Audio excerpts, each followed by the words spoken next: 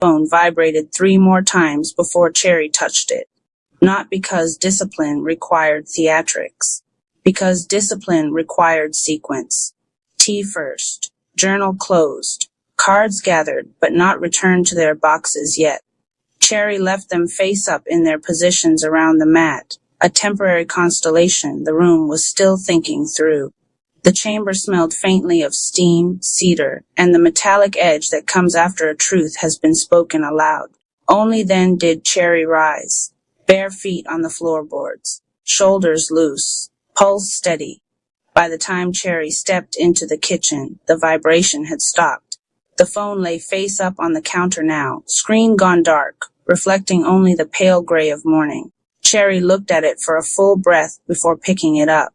1 missed call, 2 messages, 1 email, all from the same source. Morrow Vale. Cherry stood very still. Morrow.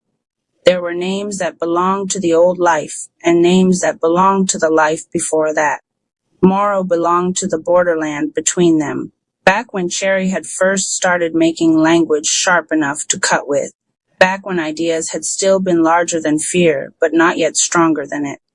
Morrow had been the only person who ever saw the early notebooks and didn't mistake them for private therapy or pretty fragments.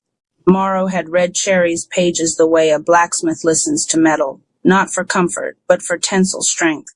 That had been years ago, before the drift, before Cherry turned inward hard enough to build the chamber, before every unfinished thing started hiding behind the noble language of incubation. Cherry unlocked the screen. The voicemail transcript was short. Call me back. I found something that belongs to you.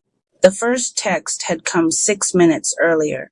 Cleaning out old files. Found your old proposal. The second, 1 minute after that, you were on to something. Don't disappear again.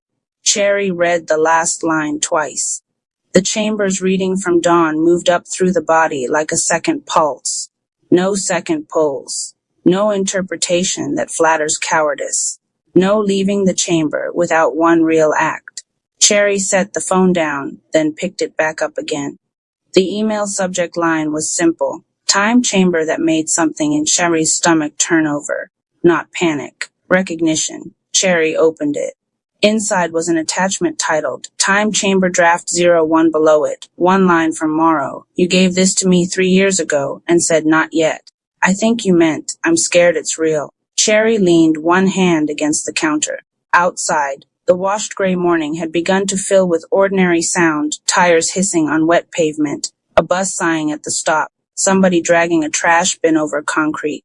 The city was clocking in. The world was doing what it always did, making urgency look like fate. Inside, the chamber behind Cherry remained silent. Not empty. Silent. A good silence. One that expected a response. Cherry opened the attachment. It was real. Not an outline, not a fantasy sketch, not a folder of disconnected language dressed up as intention. A book proposal. Page after page. Not as strong as it could have been. Not as sharp as what Cherry could write now. But alive, terribly alive, which was worse, because aliveness could indict a person more than failure ever could. There it was in a former voice, younger and less disciplined, but somehow bolder. The time chamber lifestyle is the practice of building an inner architecture stronger than the world's addiction to interruption. Cherry read standing up, tea cooling in the next room, phone warm in the hand. Another line. The chamber is not escape. It is compression. You enter to recover the force that ordinary time leaks out of you. Another. The goal is not balance. The goal is command. Cherry closed the file and stared at the dark screen. The tea card from the chamber seemed to flare again from memory, hiding behind preparation. Cherry let out a single breath through the nose, sharp enough to qualify as a laugh if someone wanted to be generous. This was worse than stumbling on an old idea.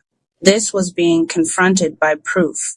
Proof that the thing Cherry had spent years approaching had once already been approached. Proof that the life inside the chamber was not the beginning of the work, it was the return to it.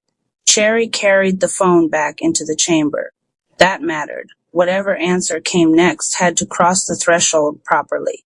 The room looked unchanged, but not neutral. The 6 cards still waited where Cherry had left them, and now, standing in the doorway with the phone in hand, Cherry could feel the absurdity and seriousness of the moment at once. A person could laugh at this if they wanted.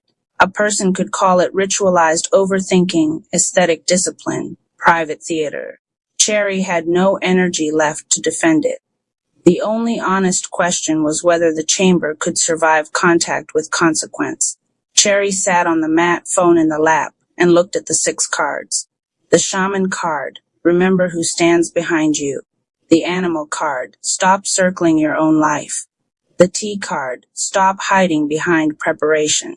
The number card, foundation is already under you. The universe card, you do not need more permission. The cosmic card, hold stillness in destiny. It was almost irritating, not because it was mystical, because it was coherent. Cherry pressed call. Morrow answered on the 2nd ring. You're alive, Morrow said. Cherry shut the eyes briefly. Same voice. Smoker's rasp gone lighter with age, but still carrying that permanent undertone of amusement that made sincerity harder and more necessary at the same time. Apparently, Cherry said. Good. I didn't feel like haunting a ghost today. Cherry almost smiled. Outside the chamber, that kind of line would have invited deflection. Inside it, Cherry let it land. You found the draft. I found a lot of drafts, Morrow said. That one still had bones. Silence. Not awkward. Measured. Cherry realized Morrow was